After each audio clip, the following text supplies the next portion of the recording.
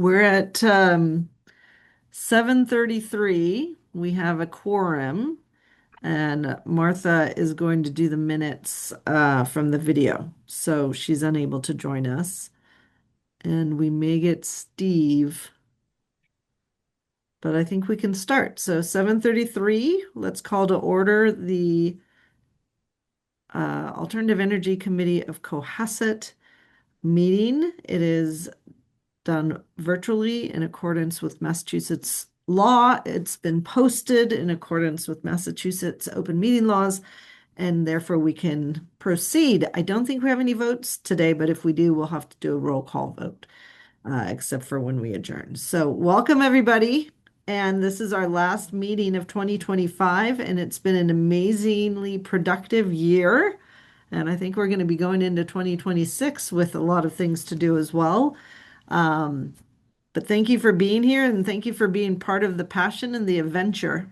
We've done a lot of great things because of you. I'll start Well, with thank you for approval your of the leadership, meeting minute. Tanya. I'm sorry, Chris. Thank you for your leadership. I mean, you bring a lot of content and leadership to the table that we wouldn't be able to do any of this without you. So Well, thank I appreciate this, but I'm going to keep saying I think we need to have a change in leadership.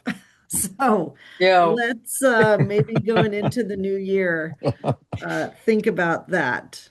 And Debbie, don't shake your head no, because No, no, no, it ain't gonna happen. I told you I'll take up more of your responsibilities, but nope, I'm no.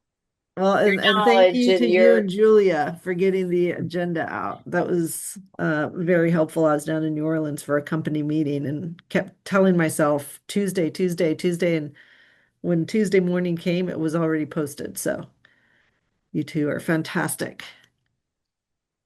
I'm here, by the way. Just wanted to let you know I'm eating dinner and also not feeling so great, so I'm just going to keep my camera off.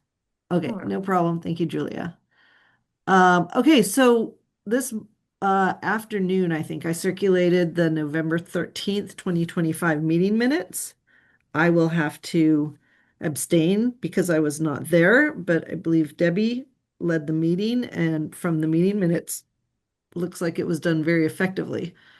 Um, I'll give everybody a moment because you just received them this afternoon to take another look at those meeting minutes. you. And Tanya, then I'll have if to there are any abstain as well. changes, let us know. Tanya, I'll have to abstain as well. Okay.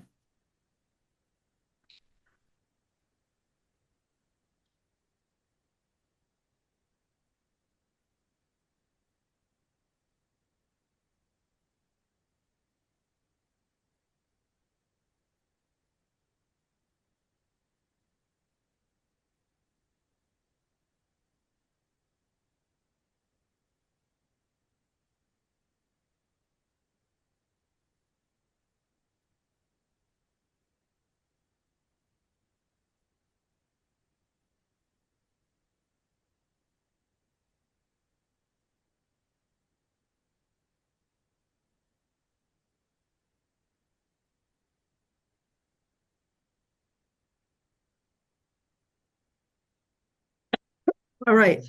If you're ready, we could take a motion to approve the meeting minutes. So moved. Second. Okay, so we have a motion from Dora and a second from Tom Daly. Are there any typos or changes or other things we need to address? All right, so as we normally do, I think we make the motion to approve the meeting minutes subject to finding of such typos during the finalization process. So we have a motion and a second. I've asked for discussion. No discussion. All in favor. We will have to do a roll call vote.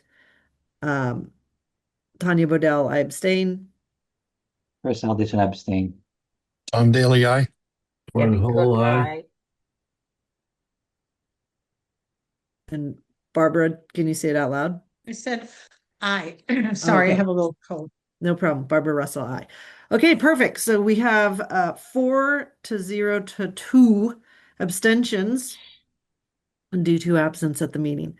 Thank you very much. We are caught up. I did send the last two minutes that were approved at that meeting, the November meeting. So those are now posted. So we look very organized, and we'll get this November one posted as well so that we can finish up the year all caught up on our meeting minutes. Yay! Next, we're going to talk about the solar energy array at Deer Hill, well, Osgood and Deer Hill School and next steps, and talk about putting together a solar energy array procurement subcommittee from this committee.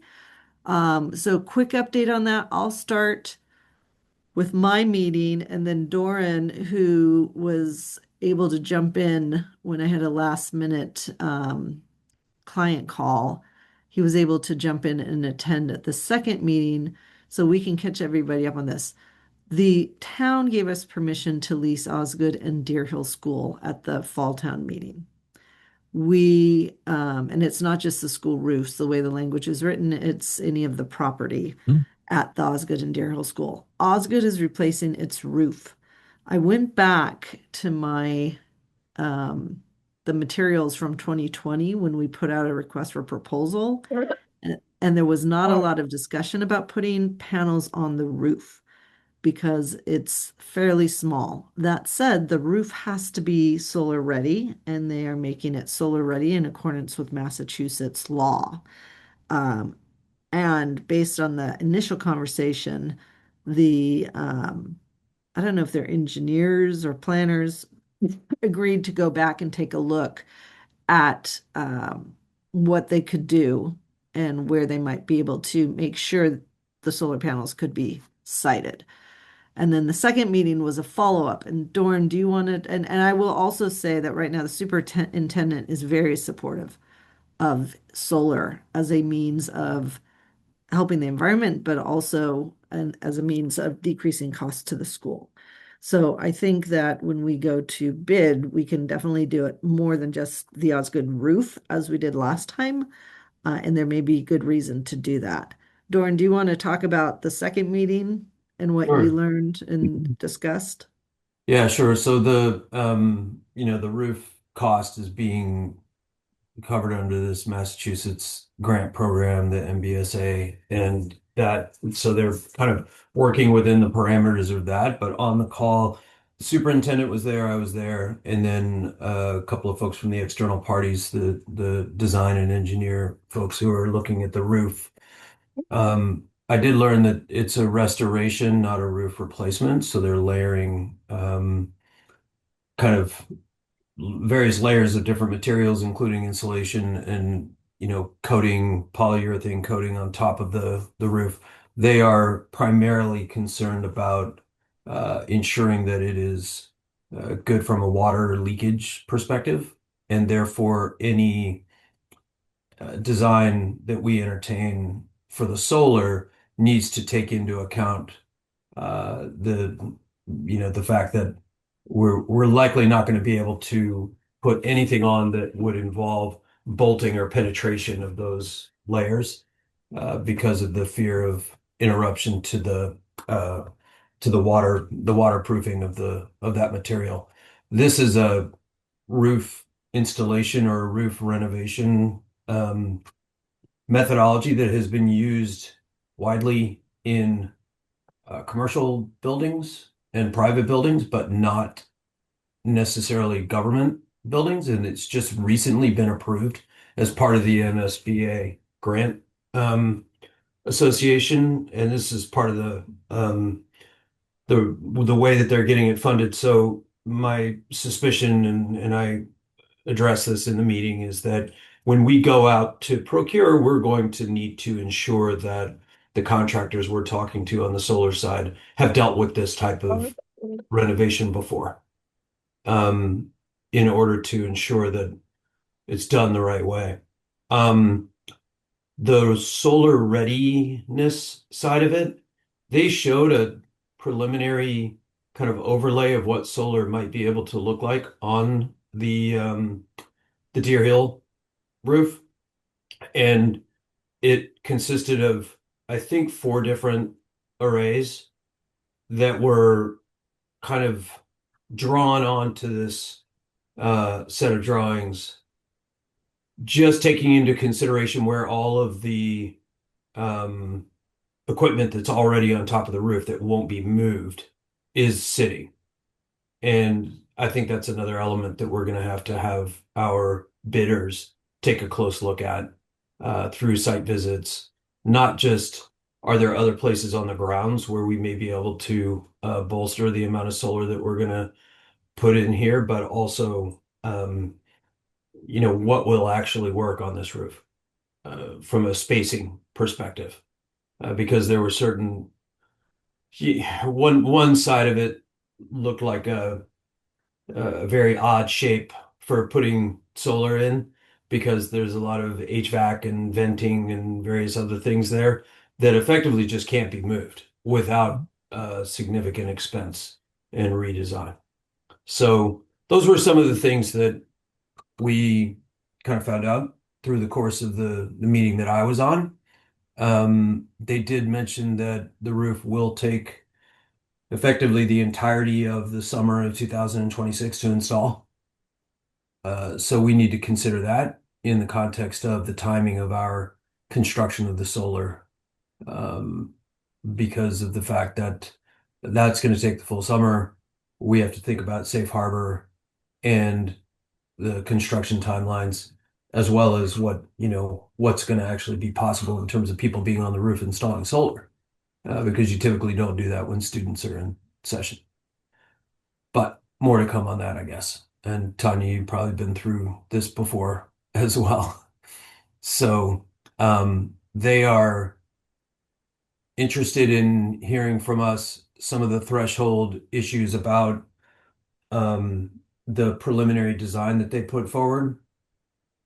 Hopefully by the end of this month, so that they don't end up with any really large change orders that might be necessary for the roof installation as a result of the solar. So far, the only thing that is being included is a conduit running from the electrical room up to the roof. And that's been designed in so that it's going to be able to carry all of the cables, et cetera, to interconnect the facility into the electrical room. Obviously we'll have to work with National Grid on interconnecting from the electrical room to the distribution grid, but nevertheless, that was that. I think it's worth asking some of the rooftop solar contractors, whether, because they've designed in a 4-inch conduit. I'm slightly concerned that might not be big enough. We need to kind of go back and suggest what we think might make sense. But otherwise, what will end up happening is when we go to do the work for the solar installation, we'll end up replacing what they did. And that always costs more. So Jordan, have they sized it or given us a rough size yet? 4-inch. No, I mean, sized the system. Oh, the system? No. They have not. No, this was literally just little like green shaded areas that actually were, dimensions that fit within the existing stuff sitting on the roof, those 3 or 4 arrays in the on the roof. Roughly how many panels did you It didn't have a panel count on yeah, there. okay. All right. So the dimensions of the individual panels were not in there. They didn't have the panel count. I think it's, sub 1 megawatt for sure. I think we'd have to look more closely at that. Mhm. But the software packages that the vendors, the potential vendors that we would go to with the RFP, they will be able to provide like real accuracy on that. Go ahead, Tom. And I just want to make sure I heard something right. They're not going to replace the roof. They're going to restore it. It's a restoration. That's correct. So they're going over the existing roof. Yes, And we can't do any penetrations. correct. That's what they're suggesting. Well, You can't that's do kind of any alarming. I mean, it's, Yeah. How do you First of all, fix if you it leave the without a, if you leave the old roof on, you're leaving that weight loading in place and adding the new roof weight load, which would restrict the amount of weight load we could do for a solar array, I would think. So And that's a fairly old load- roof. the load and I'm not a roofer, so I don't know the answer, Tom, in terms of what this does for the load, but they are the entire concept of putting in the contract with the roofing company that this has to be a solar ready. The load the load bearing is of critical importance. Oh, And I yeah. think, you make a great point, and we need to make absolutely sure, because if you cannot penetrate, right, that means that the racking system is going to need to be ballasted, which means that you've got stacks of cinder blocks effectively on the roof, right? In order to secure the racking. So that's Insurance companies hate that's important. ballasted roofs. I mean that's a Yeah, drawback. So we just got to pay attention to what they're correct. coming up with. Yep, that's right. Now they're not designing the solar at all. Like as I said, they just literally drew some patches on their drawing of where the solar could go, right? And said they're putting a 4-inch conduit up there from the electrical section. Okay. So, Tom, I think the answer is going to be, if we get the specs. Sorry, once we've established our subcommittee, um, we would first go to some contractors who have installed solar on this specific uh, renovation methodology, these types of layers, right? To know exactly how they did it. And then we immediately go back to the school folks, and let them know whether there's an important change here that needs to be made. And the other thing we got to do is figure out what kind of productivity we can get out of an array and whether it's even cost effective to undertake it if the area is that small. I think that, Tom, the bids will illustrate that. They'll be able to tell us, because they will overlay, using the software that they can literally just imagine a rooftop solar array and the slope, azimuth, etc., and estimate the production Yep. for the exact location in Massachusetts, like right in that very spot, and run a financial model off of that.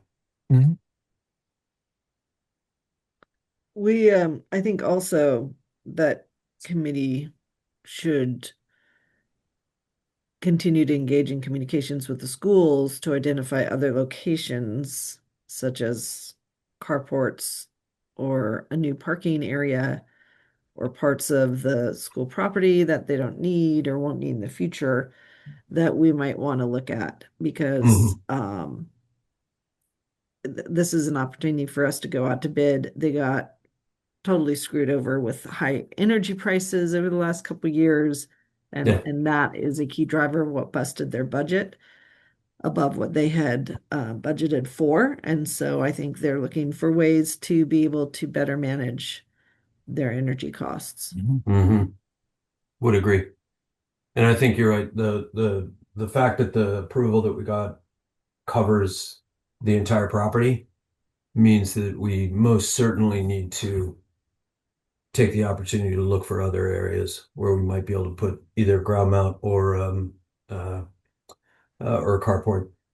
I mean, Yeah. And they've done some analysis of that, and we have some of the mhm, proposals that had been submitted in 2020 mhm, that were not of interest at the mhm. time. And some of them still may not be of interest because of the aesthetics, but mhm, as they've been thinking about where to park buses and mhm. all of that, they identified some locations that in their mind they were thinking, oh, this would be great. We could put carports, we could have solar, we could have batteries, Yeah. we could have chargers.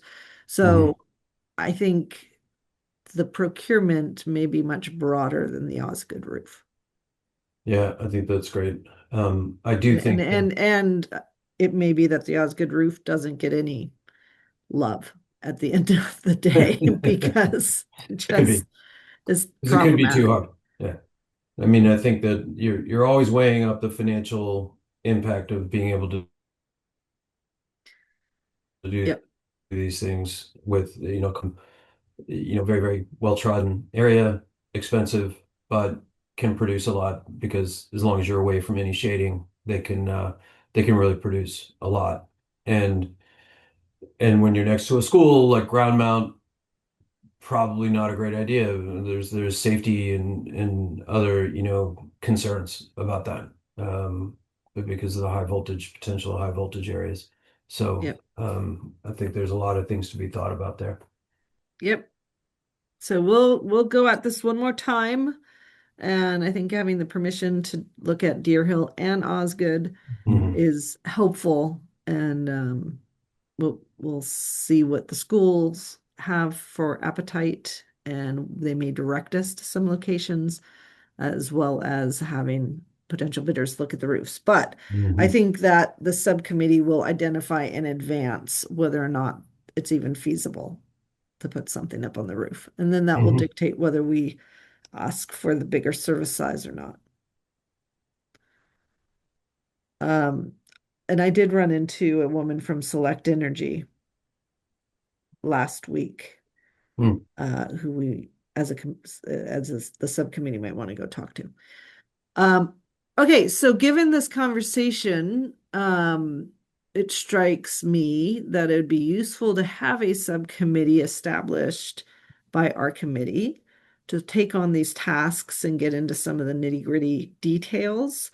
I would encourage those who have not been, I was going to say crazy, stupid, busy on the stuff that we've already been doing, but it's not stupid busy, like crazy, amazing busy on the stuff that we're already doing, to volunteer for this. And as well, there are some folks here who have expressed an interest in understanding more how this process works, as well as people who have clear experience and capabilities. So the first thing I'd like to do is see if this committee would like to establish a subcommittee focused on managing the research and procurement process for the schools, Osgood and Deer Hill. I'd support that. I'd absolutely support it. Yep. Okay, so I'd entertain a motion. I'll move, Chris? I'll move it, that we Second. establish a subcommittee to look into this. All right. Second. All right. And by looking into this, you're talking about solar energy arrays at the Osgood and Deer Hill schools. Thank you very So that's much. Chris, and a second by Tom. Is there any discussion? All right. So let's first vote on this, and then we can talk about who would populate that committee. Roll call vote. I'm now Chris regretting that I Alderson, said yes. there'd be no roll call vote. So please say your name and how you vote. Chris Alderson, yes. Tom Daly, yes. Doran Hole, yes. Tanya Bodell, yes. Barbara and Debbie, could you take yourselves off of mute so we can have the roll call? Barbara Russell, yes. Debbie Cook, yes. Perfect. So that's unanimous, 6-0. The next is, who would like to volunteer to be on this? I'll volunteer. I'll be on it. Okay, so we got Chris, Tom, Doran. I'm also happy to be on that, having gone through this process twice before, if that's okay. But I also would very much, I'm anticipating that the members of this subcommittee have a lot to bring to the table in lots of different ways. And so it's going to be a very active subcommittee. And Barbara and Debbie, are you feeling left out? Would you like to be on it? Or are you relieved that this is not one of yours?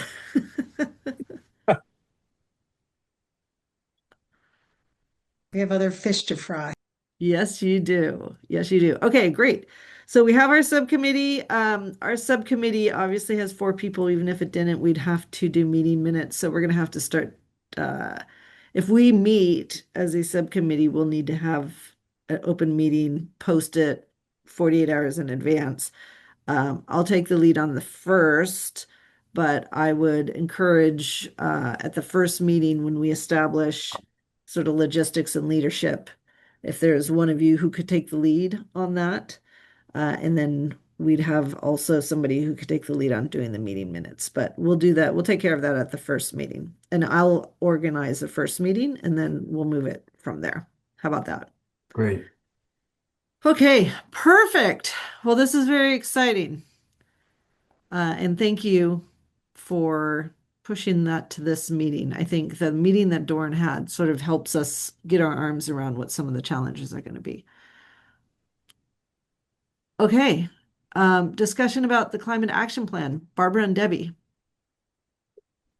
Barbara, you going to kick it off?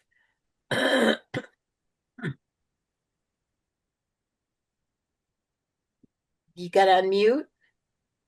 Yeah, I know. That's such a rookie move, isn't it? Because I am on Zoom most of the day, but I usually go to bed at 8 o'clock, so I'm sorry. Um, yeah, I am very excited to talk about. So Deb and I met, and we're very excited about sharing our thoughts. Let me give you uh, our thoughts. So we are we're kind of looking at a blueprint, and a blueprint that would lead us eventually to a formal cap.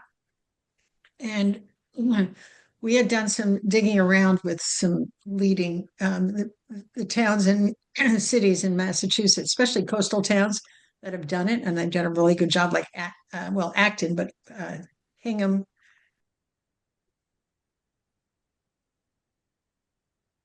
Uh-oh, Oh no. she might have accidentally. She'll be back on. Julie, can you look for her and let her in as soon as she gets back on? Yes.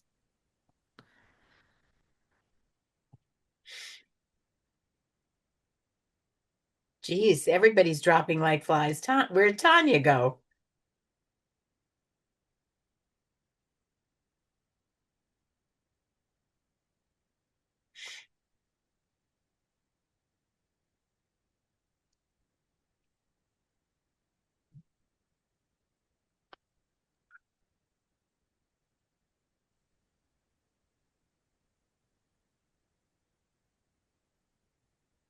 They have a power outage? It was weird.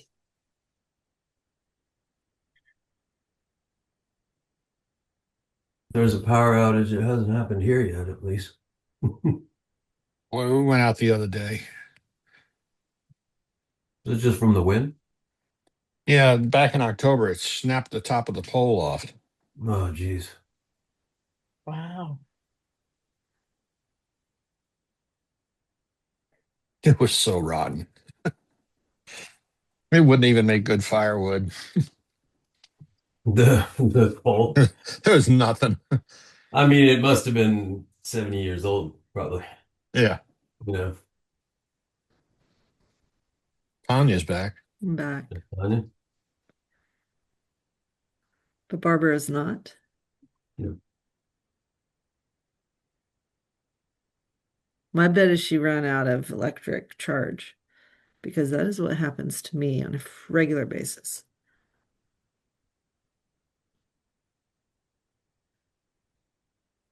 Hmm.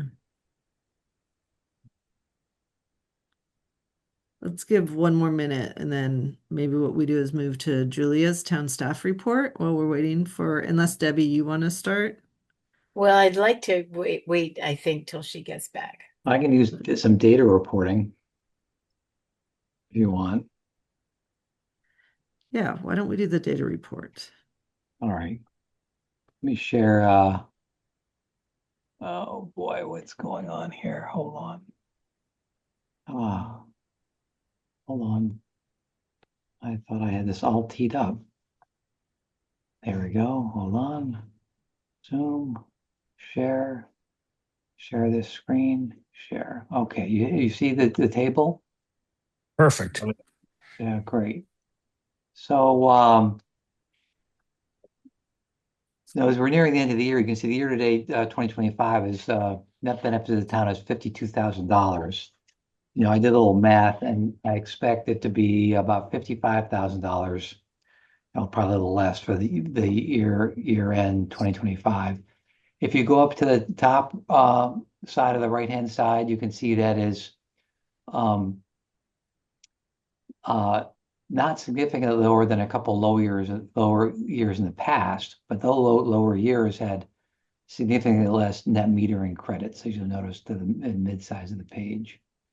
For fun, what I did is I took the net metering credit that we're experiencing this year, which would be the nearly 25 cents minus the nearly 9 cents that we have to pay Palmer Capital, and then multiplied it by if you look on the upper left, you'd estimate that if our inverters were working, we'd probably be generating about 550,000 kilowatt hours or so.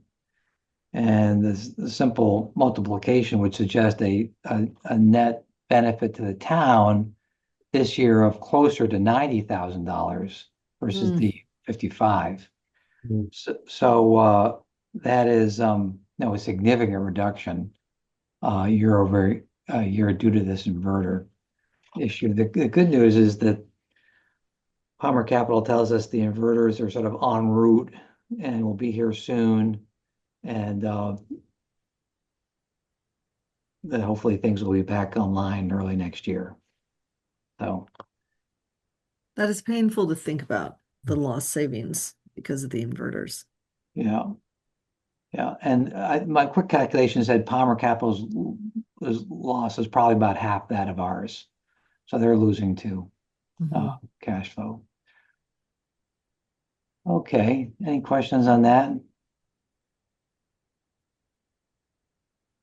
All right, so the next thing I'd like to share is, hold on a second, I gotta switch my things around here. Charge point, go to Zoom, share. Okay, yeah, is that in front of you? So this is the chart. We've looked at it a few times. And rather than days, I put it in weeks, which makes it a little bit more clear.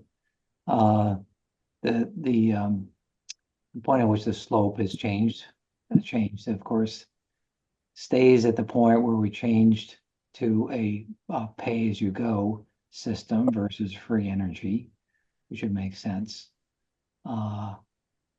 And you look at the dashboard. Let me get to the dashboard. Hold on.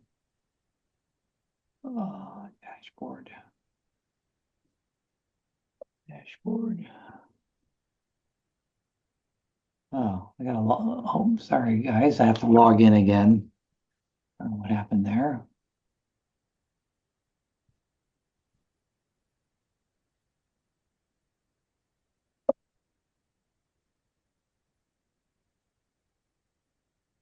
Hi, Barbara. We're just finishing up the data report and then Yeah. we'll go back to you. Sorry about that. My computer crashed. No problem.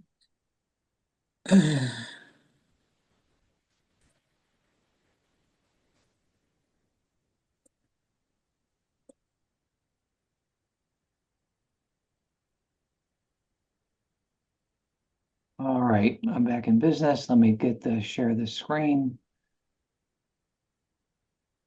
There we go.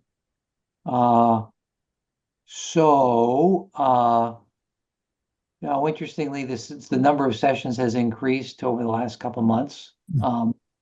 The energy usage has increased modestly as well.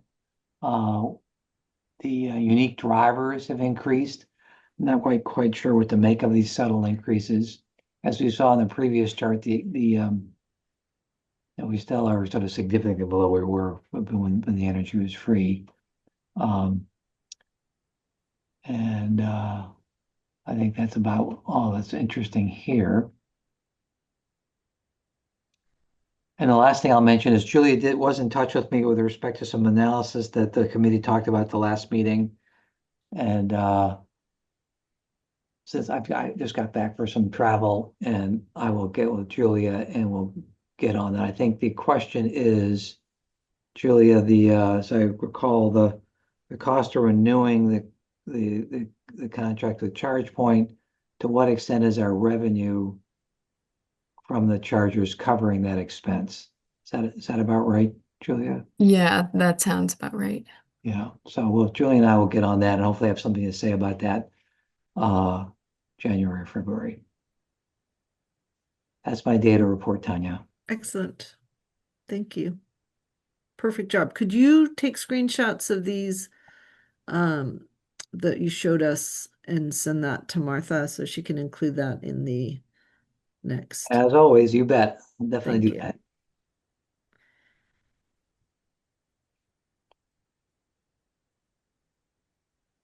Okay, Barbara. Yeah, sorry about that. So so Deb and I met and talked about the climate action plan.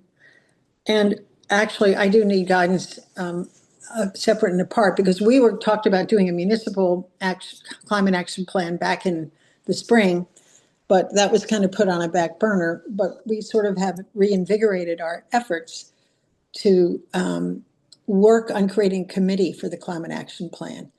And the idea was, like most other successful communities that had a big buy-in within their community, they did a lot of community outreach. And we thought that a good way to start this would be to engage with some of the members of the community that have already expressed interest in volunteering to be part of some kind of a, I guess, loosely constructed committee. And again, I know that we get nervous when we say we're going to have them included in a committee, but really to get to buy-in. And the ones that succeed, again, have had a high amount of community buy-in. So we have, Deb put together the list that she carefully managed that had the names when we did our climate action survey of individuals that were eager to volunteer to help in the event that we finally kick off a climate action plan. So we organized those names rather, and we both have been working to put together a really good list of people that would want to be involved. Yeah, and then the other, the list that we've had for a long time are all of the other things that we have to put into place before we really could kick this off, including the, going from green communities to the larger mission, whatever that's called. What is it called? Climate leader. The climate leader, thank you, climate leader. And, and this stretch code and all of the other requirements. So we have a lot on the list to even begin to get the cap teed up. And then, of course, we have the town to deal with, because that was shunted until when? When is the next vote on whether we can even think about it? Spring. Yeah. So we thought in the interim, Deb's idea was let's get busy and let's get the let's get the community involved to some extent and get a blueprint kicked off. Deb, have I stated that according to your view of what we decided upon?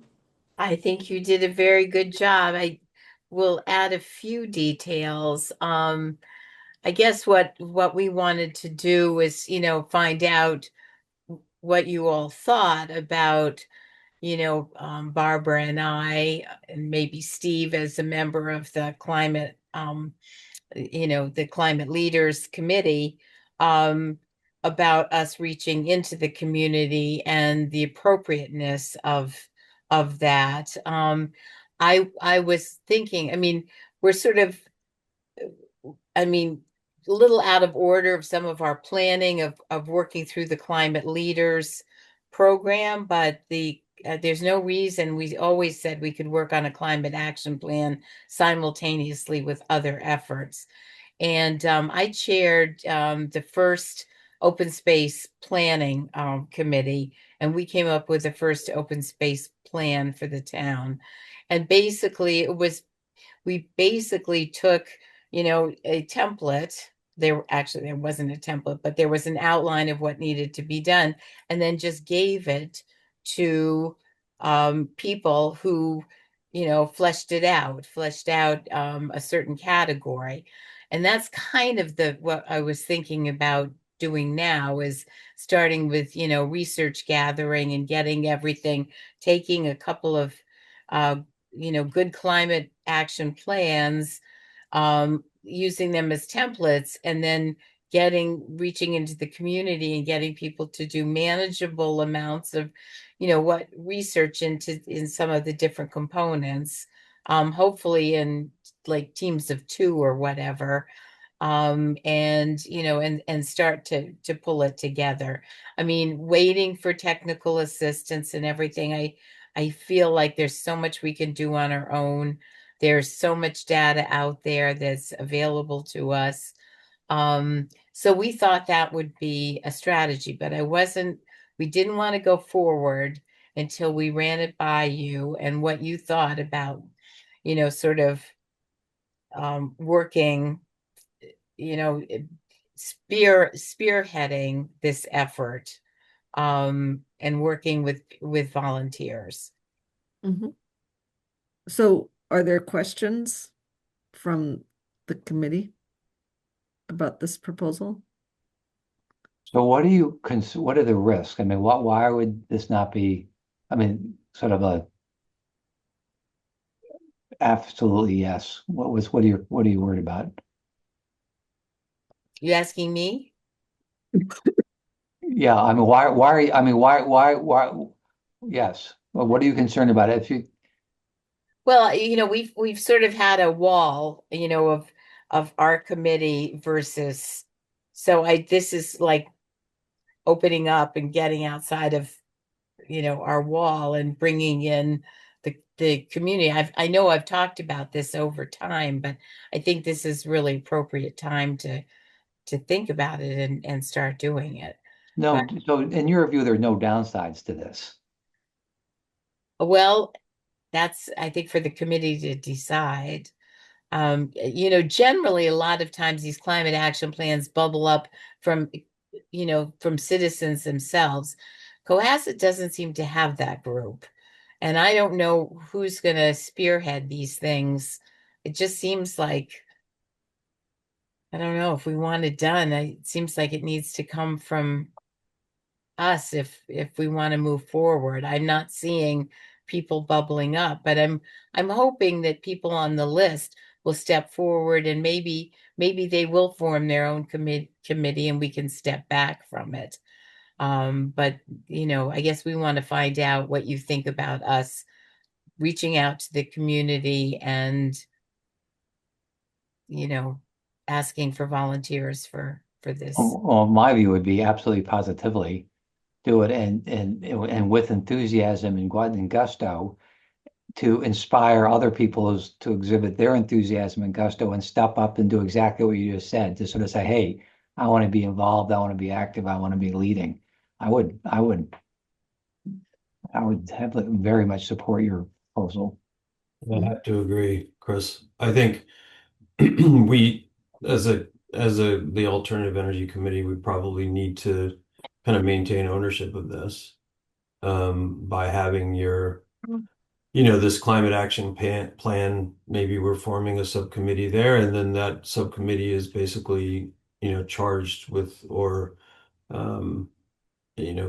given at least our explicit support to go out into the community to kind of recruit people to help out. I mean, you have a full list of all of the different things that need to be done as we move forward on the climate action plan, right? And that will allow you to be organized about it, and you get volunteers that are going to be interested in helping with one part of it, but not another. And as long as people from our committee are kind of overseeing it all, feels like that's the best execution plan. And when you go out and talk to them, you can say, like, this is the big picture, this is what we're trying to do. And we'd love your help. Steve? Yeah, sorry for logging in late here, but in the middle of this conversation. Just want to mention that I read a report recently where half a dozen towns in Massachusetts that already got the climate leaders status have already gotten over $1 million in grants from the state. So we're really losing out by not pursuing this vigorously. Yeah, unfortunately, we always lead with whether we can make money or not, rather than the good that it does to have a cap. But yeah, I mean, I put together a list, I think, for Tanya a few months ago on who's become climate leaders and what benefits they've already reaped.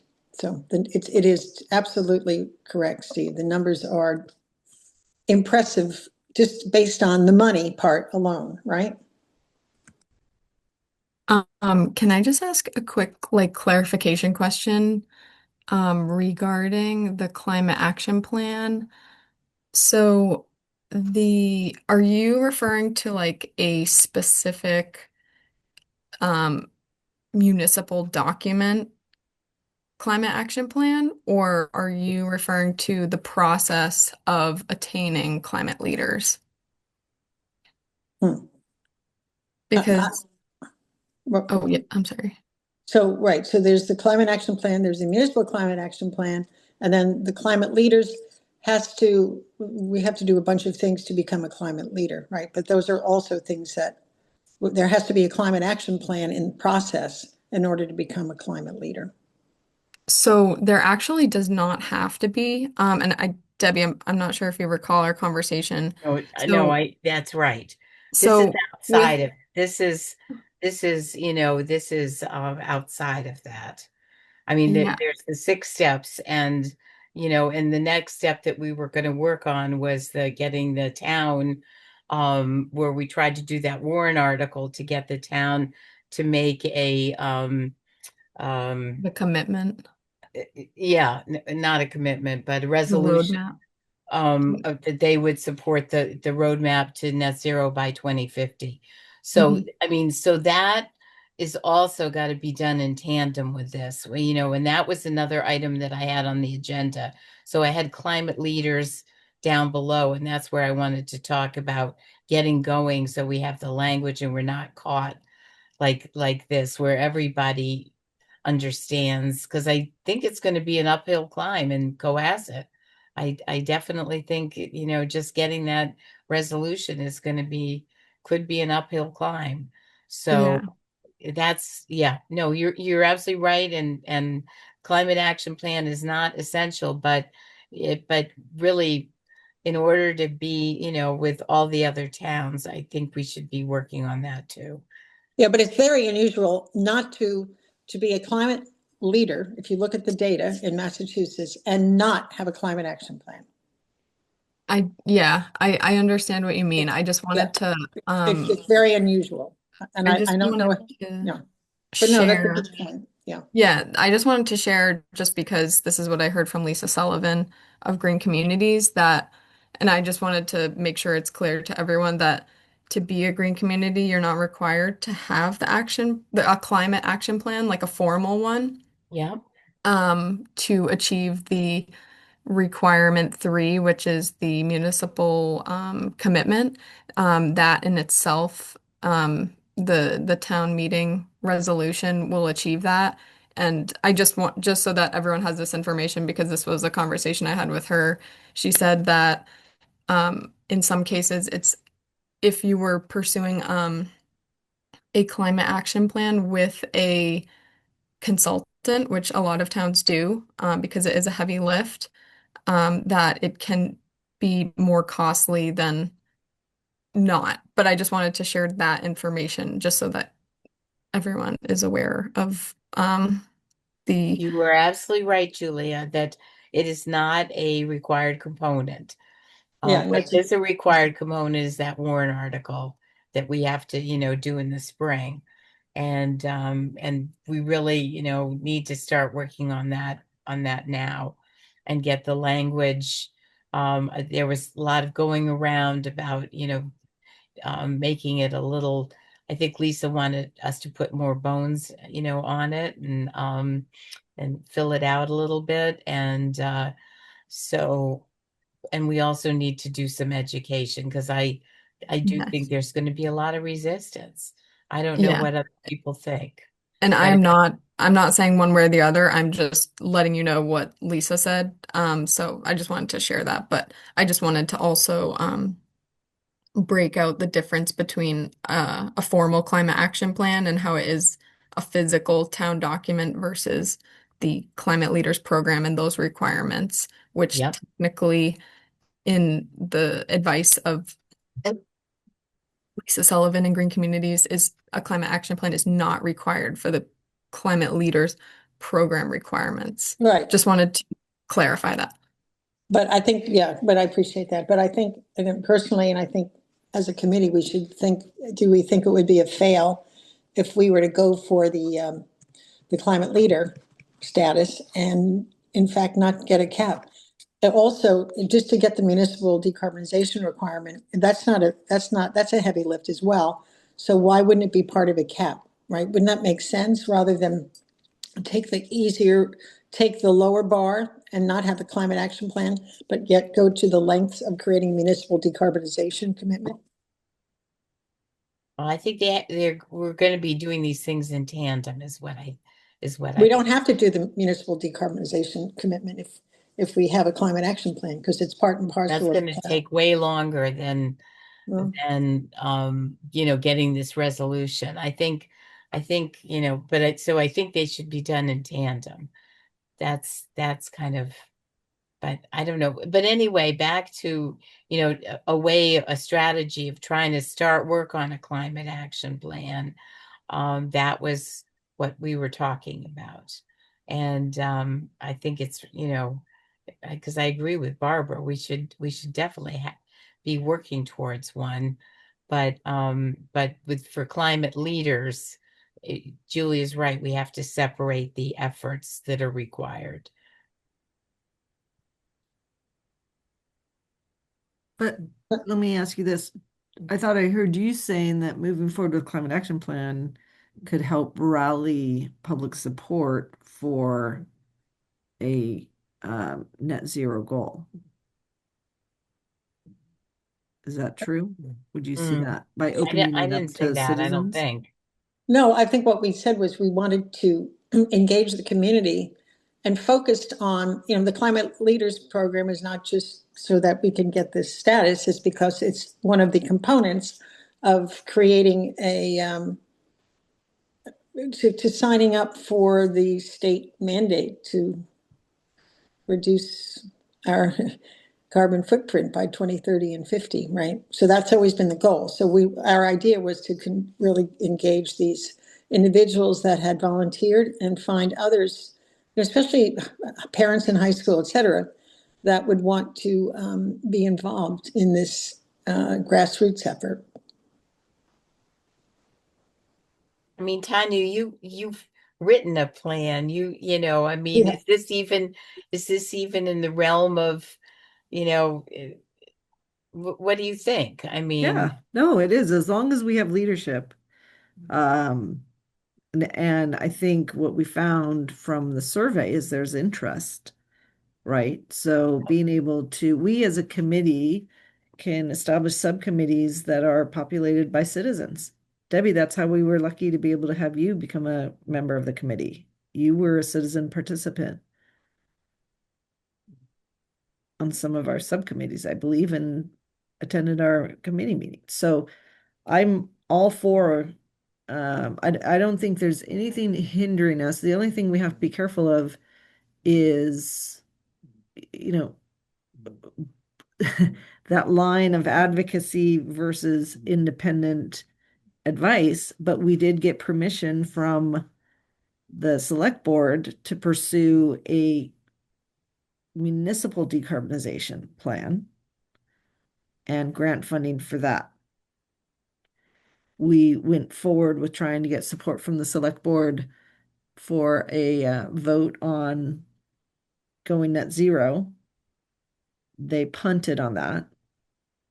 And we're not even sure that they'll support that in the spring, but we're going to try. Right. We have not, I don't think we have gotten permission or asked for permission from the select board to pursue a climate action plan. I think we had this year wanted to go for the easier items first. And the easier items that in the context of the Climate Leaders Program would give us that status.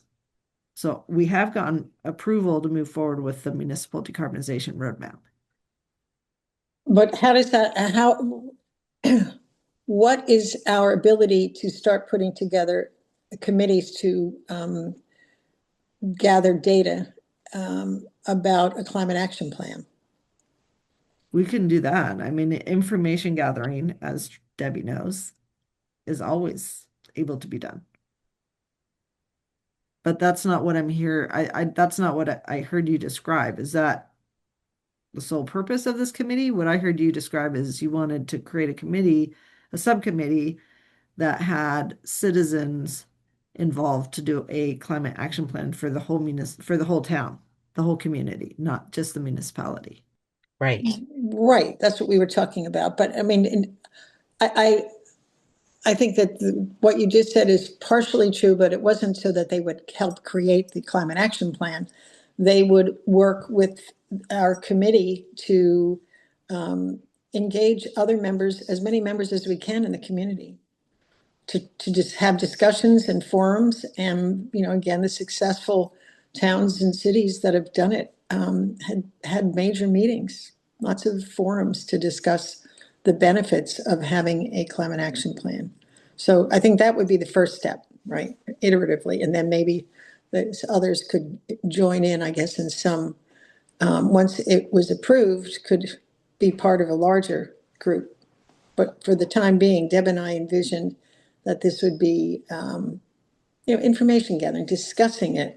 How much, what's the consensus in the town, right? To build consensus like we did with the climate action survey, but this has more teeth in it. It's talking to people about whether they think it's a good idea to have a climate action plan. And then other aspects of that outreach.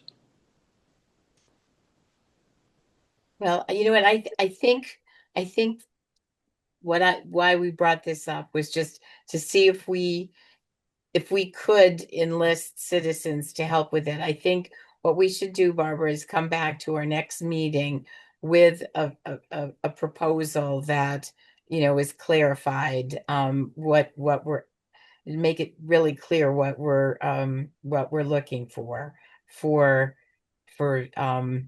but I just, you know, basically I wanted to even know if this was, you know, whether we could be the ones to instigate this. And it sounds like we can, but we'll come together with, you know, with a plan of exactly what we would want them to do and what the scope would be, and, you know, and at what point we might need professional involvement, and that kind of thing.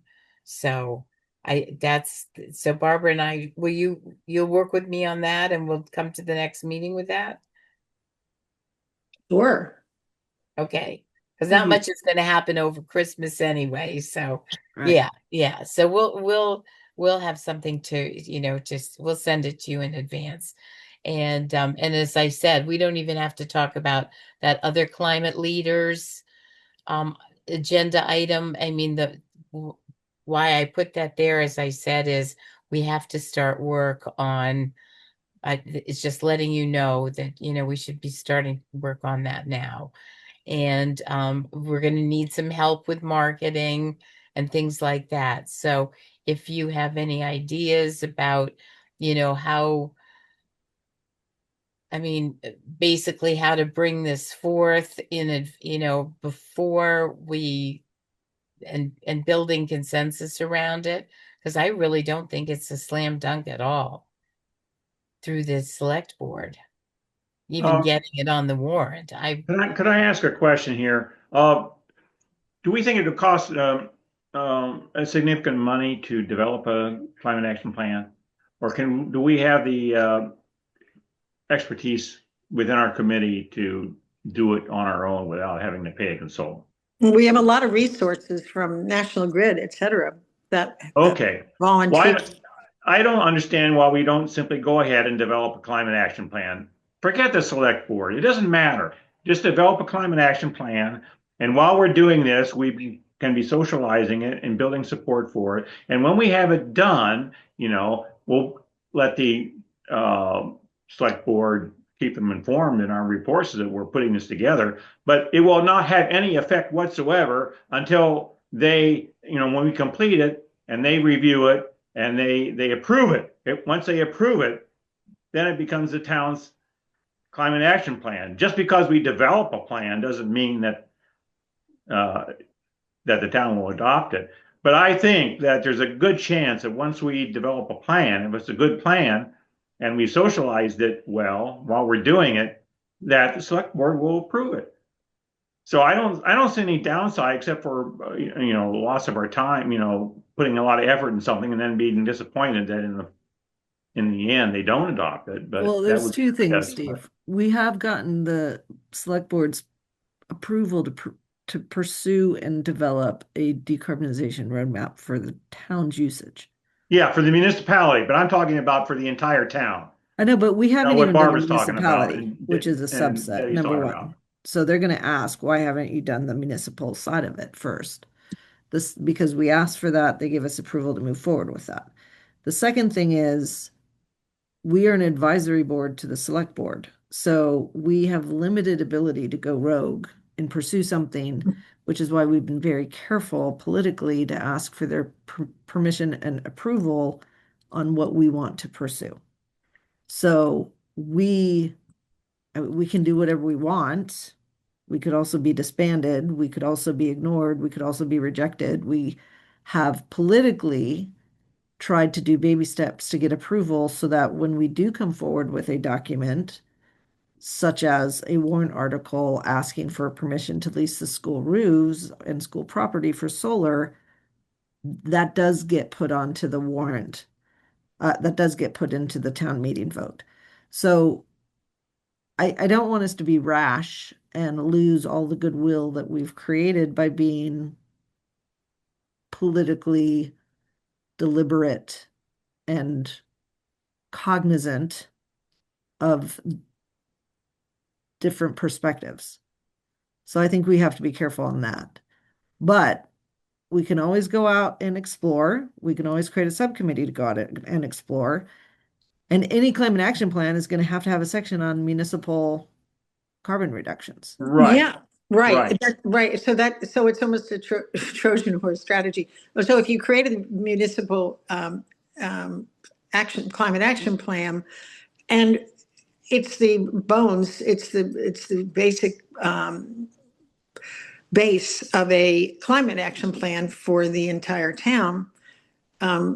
That would, right, we can make it a robust municipal action, a municipal carbon, rather, sorry, a municipal, I told you I'm really out of it today, municipal climate action plan, but it could be like the real beginnings of a climate action plan, right? So we just take it another step from there. To Steve's point, I know, we don't want us to go rogue, we shouldn't go rogue. That's not the right thing to do.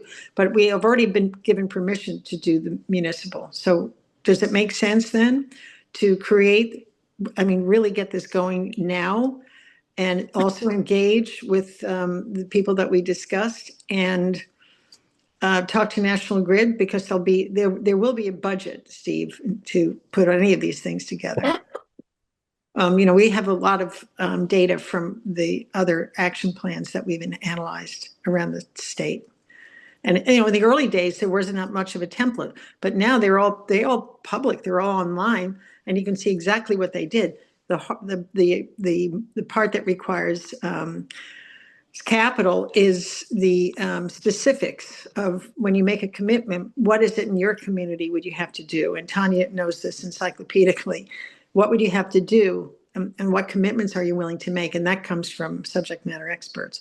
But for the time being, to get the municipal plan approved, would you agree, Tanya, that that's a lower bar and we can get that done? We have been given the blessing to pursue that. So Right. if we focus on a municipal decarbonization roadmap, knowing that has to be a section within the climate action plan for the whole community, we have that data. We have the ability to be able to understand our greenhouse gases and where they come from. I think prior members of this committee did do that exercise. And I think a lot of that might be happening now already as part of our green community status, where our carbon footprint is recorded in, at least for the gas and electric usage of the town.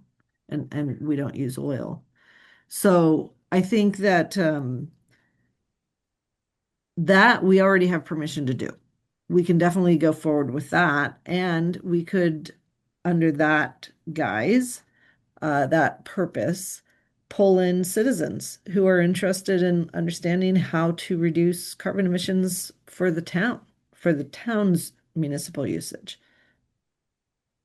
For And the Okay. residents then and businesses, you mean, not just the municipality. I'm focused right now on the municipality, the Yeah. municipal Oh, okay. usage. But as you bring in the citizens and the businesses and have them participate, the conversation can also obviously go towards their own usage. Okay, you know what, I think, so I was sort of thinking that, I mean, I was sort of stuck on the idea that we had to have that warrant article approved so we could go for technical assistance. But given this discussion, let's, we still need that warrant article, but we also can be working on the municipal carbon plan. And maybe that's what we need to do now. And, not hold it up for the warrant article to get the technical assistance. We'll do what we can now and also be working on the warrant article. But there's no reason we can't, if we ever did get technical assistance and we weren't done, we could hand it over to whoever's coming along. But Yeah, or we take it as far as we can and go yep, to the town okay. and go to the select board and say, look, here's what we have.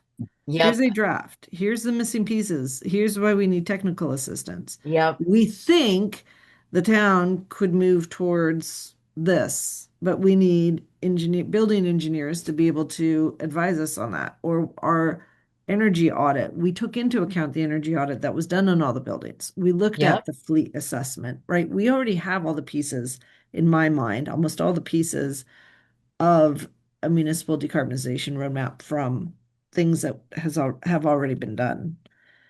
And I think from a good governance point of view, which is how we sold it, the town needs to know, how can the town decrease its carbon emissions? And it's a smaller piece that's not going to be as controversial as talking about what residents and businesses can or can't do, right? yep. I think if we bite size the municipal decarbonization roadmap, which is why we focused on that first, we can make strides now. And we can bring in others. We can bring in residents, citizens, businesses Okay, to I be a think part that's, of I this if think they're that's a good interested. strategy. Do you think that, Barbara? We just go gung ho on the municipal decarb program and do what we can do, and meanwhile still work on that warrant article that's a requirement. And so that would be, two more things that we could tick off for climate leaders. Yeah, it's better than nothing, right? So Yep, it's a good start. yep, it's a good start. So, And okay, we're agreeing that we are going to launch this effort to get the municipal climate action plan teed up. yep. So I think what we have to do is, and then we have permission to enlist, to call for volunteers that might help in certain aspects. Maybe people who are experts in certain fields we might call out. And also just, sort of worker bees. So, yeah, okay. If we have And permission for that, that's what I'm really looking for. and that we do have to, we were just talking about that the town might be averse to having targets set for them, but there are targets that are required for the municipal cap. So I think, I don't know if it was April or June. We can look at our meeting minutes and see, because I believe I included the presentation to the select board in our meeting minutes for informational purposes. But you should go, the group in charge should go to the select board meeting minutes and get exactly what the vote was, so that you can refer to that as the foundation for this work effort. The select board voted and approved unanimously. Yeah, but you and I corresponded on this on March 13th. I Okay. sent I don't think it was February though. I think it was, March 13th, I said. okay. So, there are select board meeting minutes that have the vote and the language that was used. And that's the basis on which we are moving forward, assuming that this group wants to move forward. If you believe it would be best to create a subcommittee, we can create a municipal decarbonization roadmap subcommittee to move forward with the permission of the select board as expressed in their unanimous vote somewhere mid-2025. And if that subcommittee chooses to populate itself with private citizens and businesses, as well as leadership from our committee members, then that is up to that subcommittee. Perfect. Okay. All right. That's what I wanted to know. So, And frankly, you could even think of this as a beta test, right? Yep. It's a good governance. And I agree, Barbara, they don't want to have the targets, but the state's already set up the targets. So the way, if you read the meeting minutes, I don't know how thorough they are, but the way I pitched it was this is about good governance. The state has goals, decarbonization goals. They are looking to the municipalities to implement those. They will start with carrots, they will end with sticks. We don't want to be forced to do this in an unfunded mandate. We want to take proactive measures to move forward and identify what the town has to do to achieve this. So the whole exercise is start with what's the town's greenhouse gas footprint? How do we reduce it? Right. Okay. All right. Well, yeah, I think we'll, And then So the it- exercise of doing that gets you a big chunk of the emissions for the whole community. Yeah, and don't forget resilience too is a big part of the cap, but also the municipal cap. So, and is it a scope issue? Are we having mission creep, or is that okay if we What's resilience in terms of, well, it's part and parcel of the municipal climate action plan is to create a strategy for resilience, resilience around? vulnerabilities, et cetera. So that's a separate activity that has been taken on by The harbor, the Harbor Committee and Right. the Hazard Mitigation Group. right. I'm aware. It's just that it's part and part. I mean, we could work with them, but It doesn't On- have to be. So On the resilience, there's already a very thorough, exhaustive report on what Cohasset needs to do to protect itself against the Right. risk of flooding and storm surges and that sort of thing. you mean the one that the harbor committee put together 3 years No, ago? it was the Woods Hole Research Group that actually did the study, and the Harbor Committee then conducted several public meetings, I think 4 different meetings, to hear the presentation by the Woods Hole Group. But so that's done. Yeah, I think it's the a- it's report was over. ignored by the town, but it's done. There's a report there. It says, you know, you need to raise the roads here and the seawalls there and et cetera, et cetera. So that's been done. Right. It's a few years out of date, but you're right. It's there. So, right. one spoonful at a time. That is how we eat the elephant. One forkful. Ew, it's disgusting. It's but we just have to we got to make it manageable. Otherwise we get frozen and I mean this is a very active group, but it becomes very intimidating. We have all the things we need, the information, the data, the help from National Grid, Julia's amazingness, permission from the select board, let's go. other examples of what either as subsections of climate action plans or as separate municipal decarbonization roadmaps. we have all the ingredients to be able to do this. And I would say let's do that first. And then through the process, we get our arms around how to do it. And we get up to the point where maybe we don't finish it. I think we can finish it. Well, we'll see where I we, think it's harder to do a broader climate action plan because of all of the town meetings and town discussions and conversations with citizens, because the climate action plan is trying to tell citizens what to do with their houses, and they're telling businesses what to do with their businesses. It is a very consensus building exercise, whereas the municipal decarbonization roadmap can be more analytical and done in the context of governance, good governance. well, and we're going to be reaching out to residents and businesses and everything else through the National Grid program. And so, we did start developing some, some work and I, put together a spreadsheet with some strategies, but I have not been able to get a meeting with, Lori at National Grid. So I'm waiting for our next regular meeting to discuss this. And so hopefully we can go forward, but we will have to deal with decarbonization through some measurable projects with our National Grid MOU. So I think also that's got to happen. So if we work on the decarb, the warrant article, and fulfilling our commitments with National Grid, we will have a pretty full plate for 2026.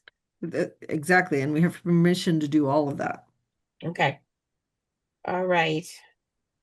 Okay. So do you want a subcommittee? Do we have an official subcommittee for a decarbonization roadmap? I thought it was, I thought we had one.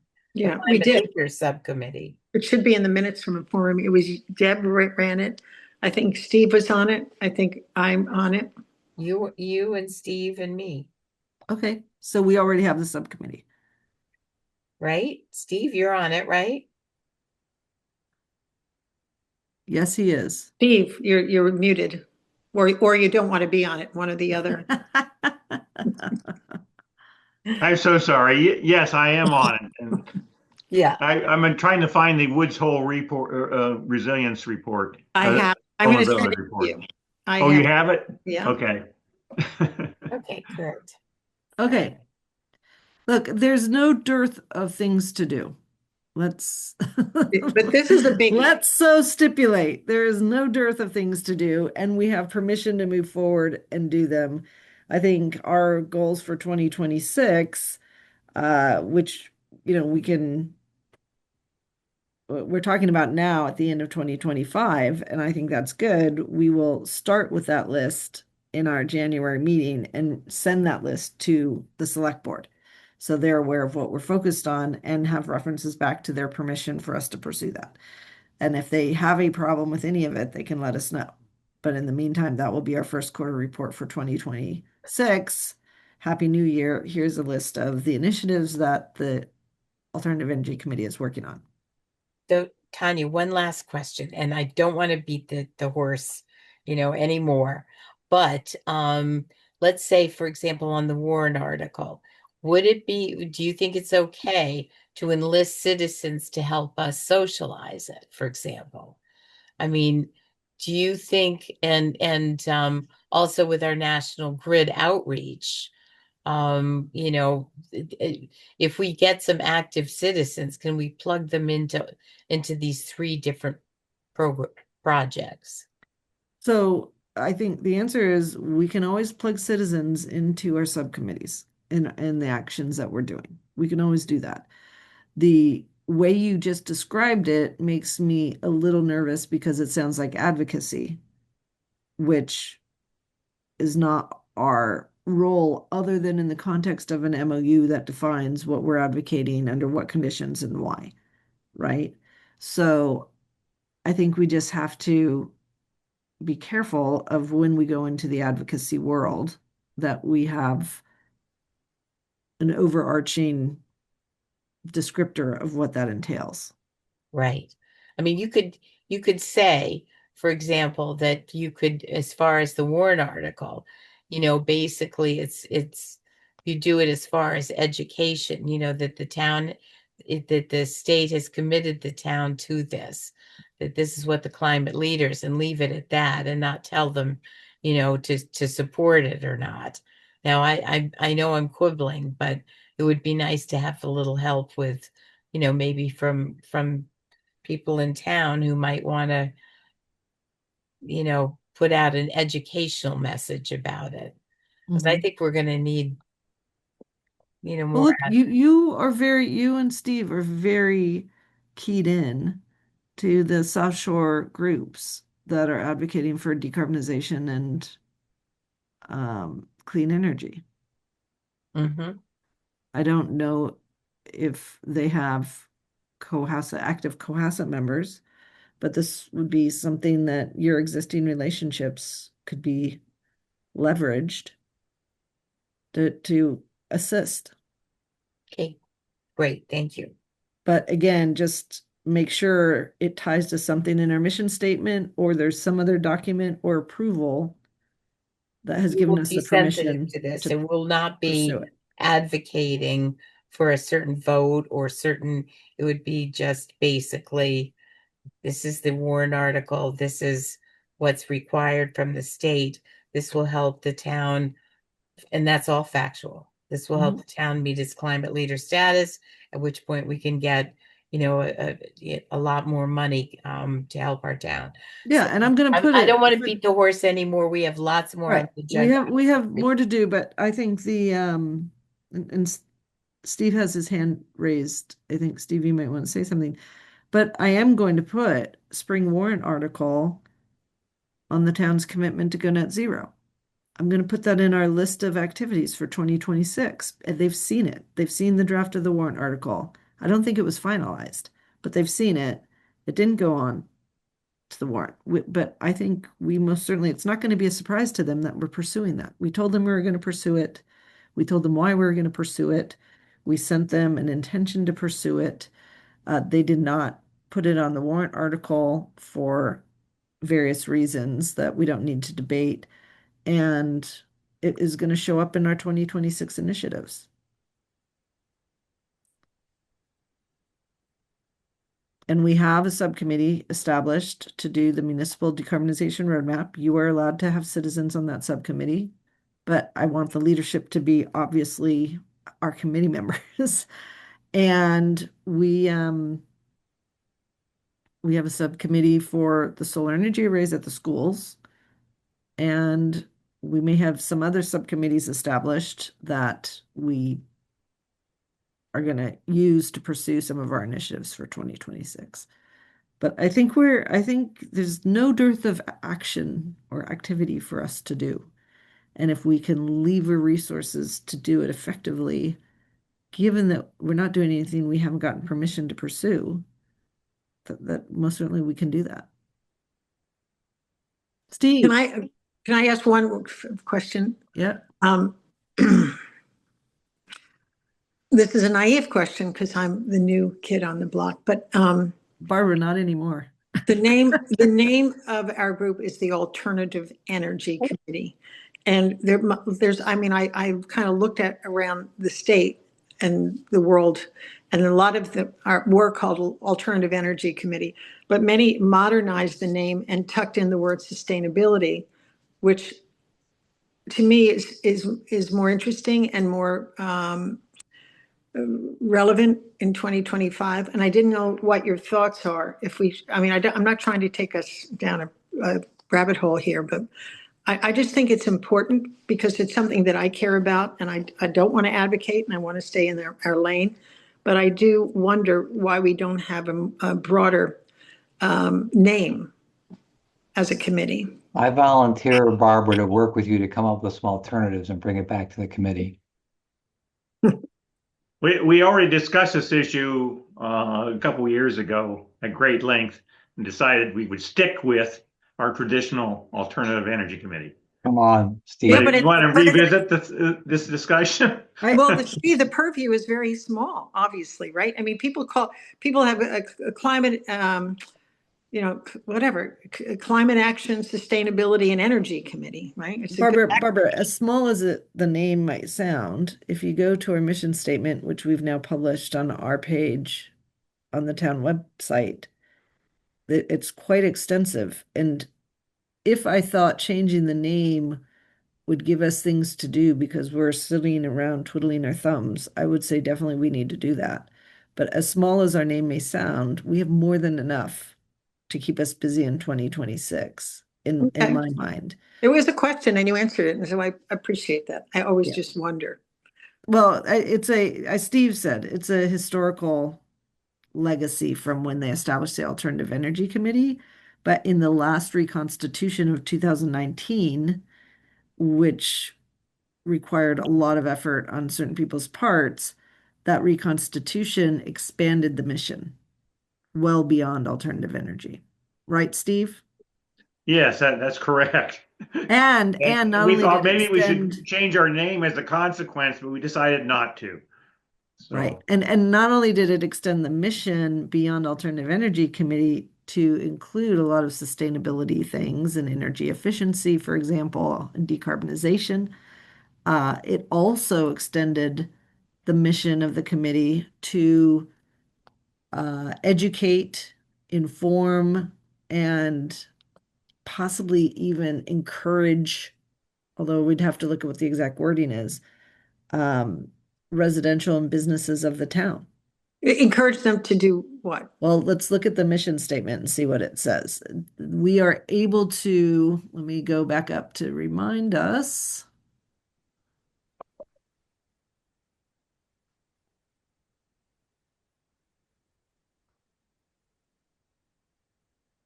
While you're looking, Barbara, I will commiserate with you offline. Because I think it's an old name, but I'm fine with the consensus to keep it. But Well, I also think, just in terms of, not politically, but to those people that are entrenched and dug in our town and don't particularly, the ones that Deb and I met when we were doing our survey, and we had some big scowls coming our way. Maybe it's that they didn't hear the word, right? If you say with their Alternative Energy Committee, they're thinking, oh, good, they're going to tell us which is the right, plan to buy, and which is part of the mandate, right? But it sounds like we have a narrow lane, and I understand that technically we have a larger purview, but I just was wondering why it seems narrow. But I didn't know if it would help us in our pursuit to engage everyone and see what they want, not to advocate, but see what they want in terms of joining the bandwagon of other nearby towns that have plans. I think one reason that we decided, was it 2019, to keep the name Alternative Energy Committee was because Cohasset, that we already had a certain amount of creds in Cohasset and with the select board and so forth. They knew us. We were bringing forth the electricity program and doing some other things. Got the landfill solar array, and we were doing things. We thought the community knew us by that name, and we were hesitant to change it to something unfamiliar to people. I think that was maybe the main argument. Is that what you recall, Tanya, or mine? I was on the advisory committee at the time, but again, I think, to be honest, I think we have more than enough to do right now versus a rebranding exercise. No, But- I wasn't suggesting that at all. I just was Okay. wondering what the genesis was. And I did just read the 6 bullet points that define our goals and objectives. And you're right, there's, we're looking at efficiency and resilience and reduced emissions and all kinds of good stuff, and clean energy options. And so, And if there's another committee doing something we want to participate in, we can ask to be assigned to work with that committee to do that. For example, the committee that's doing town hall or police and fire department, even though that's now been put on hold, or the school harbor committee. Yeah. So I don't think that the mission has constrained us.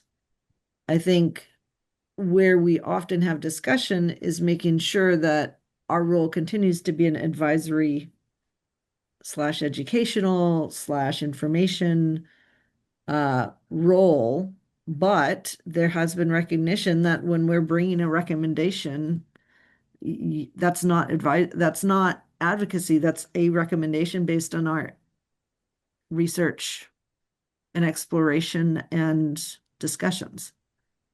Got it.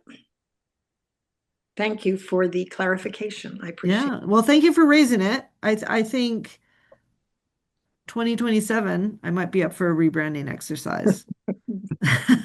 Never an exercise. There's always have to be intent, right? It has to be a strategy. Well, and or tactic. a rebranding effort or a reconstitution effort, which frankly, at the end of 2027, just in time for 2028, we may need to be because as of the end of 2027, the Alternative Energy Committee or the Alternative Energy federal tax credits go away. So it just may be that that's not really the goal anymore, that we morph into something else. As soon as we start morphing, it's time to reconstitute. And the remorphing happened for 10 years plus from the 2009-ish period to 2019. And these committees get a life and they just keep going. There's a whole public policy theory about why this happens, but they keep going until leadership says, wait a minute, you shouldn't even exist anymore. You had a Yeah. 1-year window, and why are you still around? We happen to be doing such great stuff that they wanted to reconstitute the Alternative Energy Committee. And so they did so and expanded the mission in the way it's done. But there was a lot of work that went into it. I wasn't involved in that effort, but Steve was. And we might want to do that in 2008 or even 2007. So I'm not saying ixnay to the change the name. I'm just saying I think what we've discussed already is there's so much for us to do already in 2026. Let's focus on getting those things under our belt. And it may be from a timing perspective, 2027 is the time to start rethinking that because of the federal credits going away. Got it. I need to step away for a little bit, Tanya. I'll be back in a little bit. No problem. We're almost done though, but we'll see you when you come back if we're still here. Okay, Julia. Hello. Okay, so starting with an update with grants. There has been a recent update actually with the Green Communities grant over the last couple weeks. So regarding our application that was submitted for the Green Communities in October of 2025, I was reached out to by the DPW director, Brian Joyce, who has a clearer timeline on the town hall project and is looking for funding options. He was made aware by Nick Berardi, the facilities director, and myself that we had applied for the fall 2025 Green Communities program for the destratification fans for Osgood and the DPW, as well as the building management system for the library. We had a meeting with Lisa Sullivan because there is a new, or I'm not sure if it's new, but there is a grant program under the Green Communities which offers more funding, which is called the Decarbonization Grant, and it offers up to $500,000. And it is a longer project period, so it's 2 years instead of the Green Communities Block Grant, which is a 1-year grant. And so after meeting with Lisa Sullivan and going over the requirements for that, Brian Joyce, the DPW director, reached out to the committee that is managing the town hall renovation process. And it was a general consensus that he would like to pursue the decarbonization grant for Green Communities, which would mean that we will need to withdraw our fall Green Communities application because you can only apply for one. per year. So we would be applying instead for the April block grant, and this would be for the 500,000 or up to 500,000, which is the decarb grant. Of course, it's not guaranteed, but it is a chance at a much larger sum for funding. And with their timeline for town hall, this is a more attractive option for that committee, and so it's supported.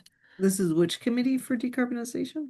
It's the whoever is involved in the committee for town hall, that renovation project. So it's I believe I don't know if there are a few members of the select board, the Brian Joyce, the DPW director, town manager's office, and I'm not sure who else, but whoever is involved in that committee and producing those timelines for town hall.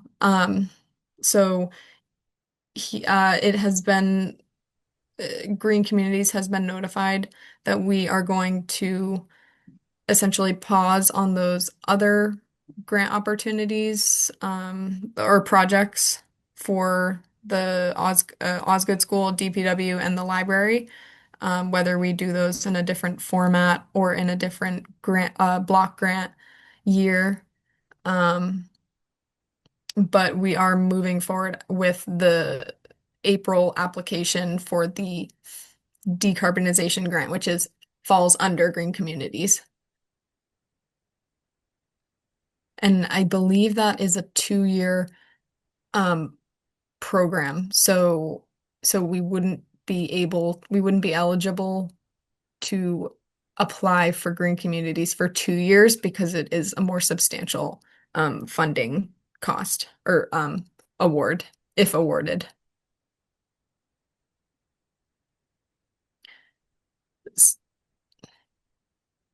Oh, I'm sorry. I think you're muted. Steve, did you have something? Yeah, I mean, to decide which grant we'd like to apply for, since we can't apply for both of them, we have to take into account our probability of winning each one, and see what our expected return on our grant application might be, and pick the one with the greater expected return. Now, this is me as a statistician talking here. Did you get any idea approximately what the probability might be if we went with Brian's suggestion? What's he looking for? Like you want to scope out a geothermal system or something, or what? I'm wondering what the probability of success might be. Is it 50-50, or we got a 3/4 chance of winning it? And with the other grant, what kind of chance do we have of winning it? Great question. I believe the decarb grant is more competitive because of the more substantial funding. I don't know exactly how much more competitive or if it is, but I can certainly look into that and get back to you with those numbers. It sounds like the potential opportunity to receive that quantity of funding is important and critical to the town hall project, though, in the eyes of that Okay. committee. How much It's were worth the taking the block chance. grants? How much did we apply for in the block grant?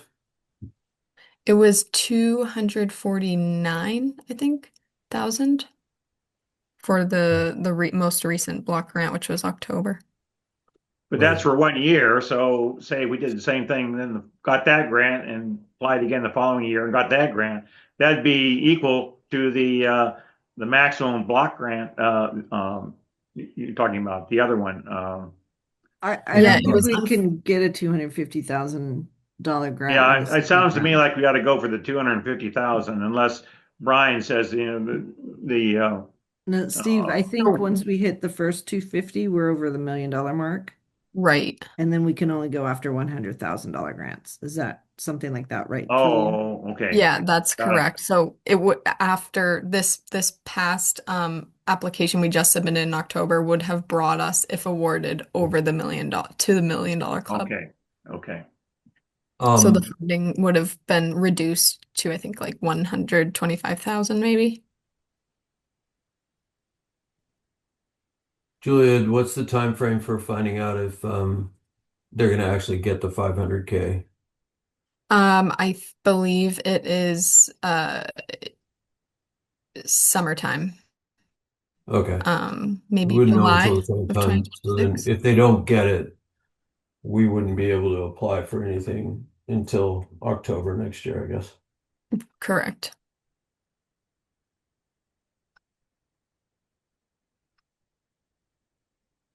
Steve, do you have another question? Okay. Are there any other questions regarding that Sorry, one change? more. Yeah, one more. Does the 500K, if awarded, count toward a million dollar threshold? Um, Feels like the answer should be no. I don't know. That's something I can look into.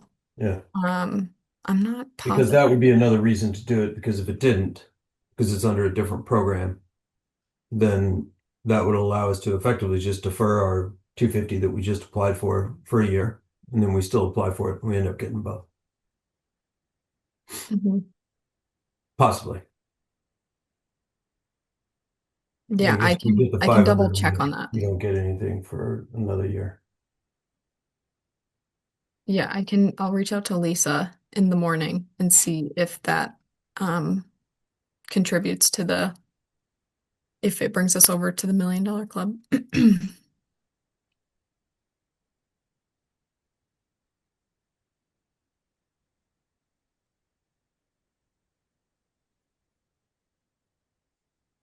Are there any other questions regarding that change? Okay. As for other grants, the National Grid monthly meetings have been helpful. They have provided information on upcoming programs that would be applicable to us and that we can go after. Just due to capacity. So they have been providing insights. So we have a meeting, I think it's December 22nd, Debbie. So hopefully we can just ask them if there are any programs on the horizon that we can look into that might be within reach for the committee. Um, Moving on to the Rip and Replace program. I've been reaching out to East Coast Renewable Energy every couple weeks or so. Nick Valori, who is the president um, of East Coast Renewable, and Jim McGrath, who works for East Coast Renewable, have got back to me regarding the delays in Mass EVIP application status.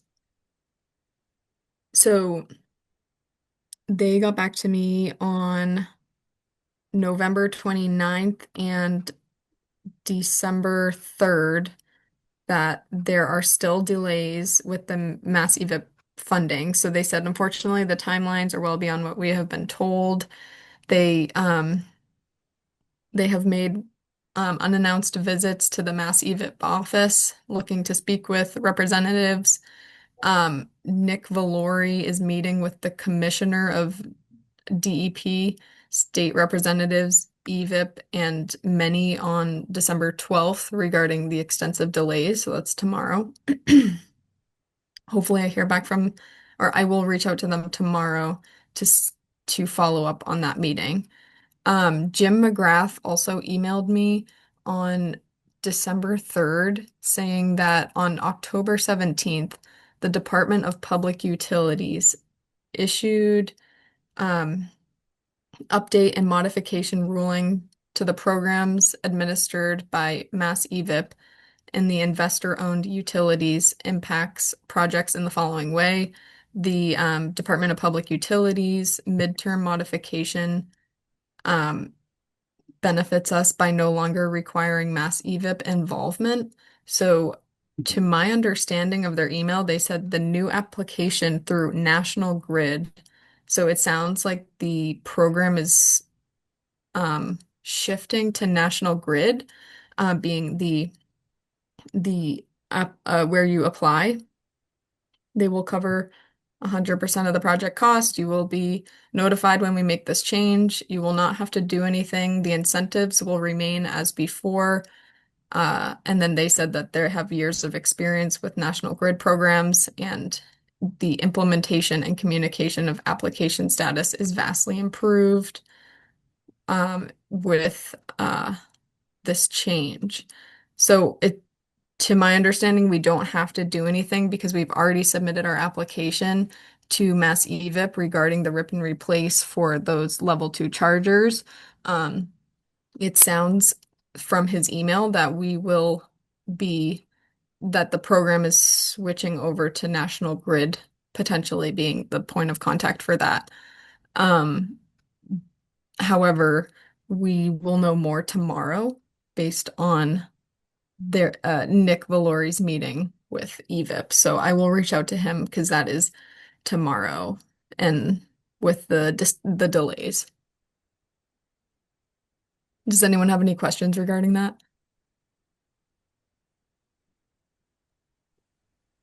Julie, can you go straight into the 2026 meeting schedule? Then we'll talk about marketing and matters not reasonably known in advance. Yes.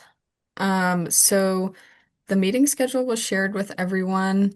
I can pull it up on my screen just in case anyone needs to see it in front of them. Hold on 1 second.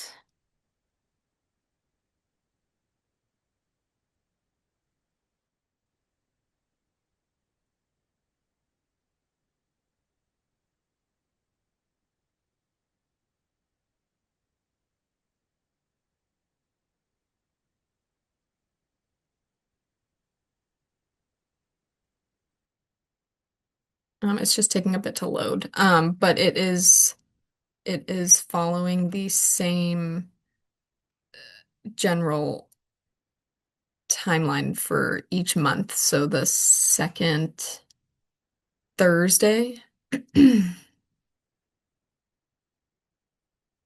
Are there any dates? And I'm still trying to pull it up, but are there any dates that stuck out to anyone that might not work?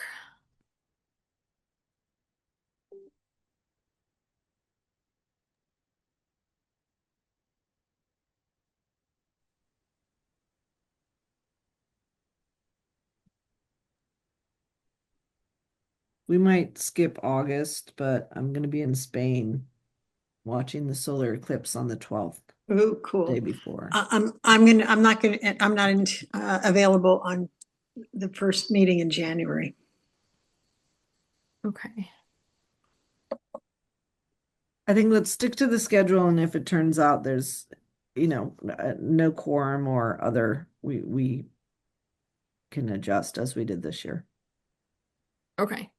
So, just so that everyone's on the same page, these are the dates, and this was emailed to everyone. So, I'll publish this to the AEC webpage, and if we have any changes, we can make those as necessary.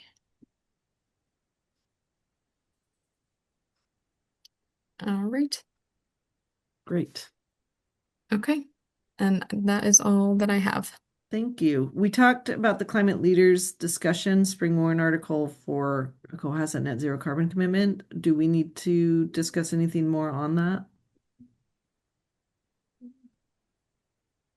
Okay, on marketing, do we want to talk about marketing? I know we have sort of a list of articles that is on our wish list of things to get published in Stroll, The Anchor, and others.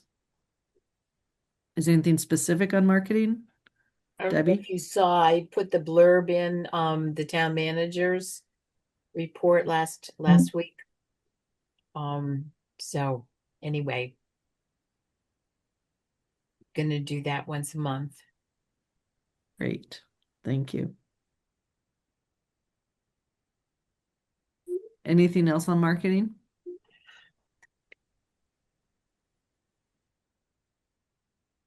Okay, matters not reasonably known in advance.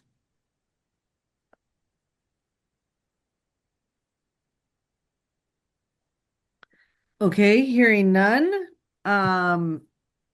We've come to the end of our meeting. I'm very excited for 2026.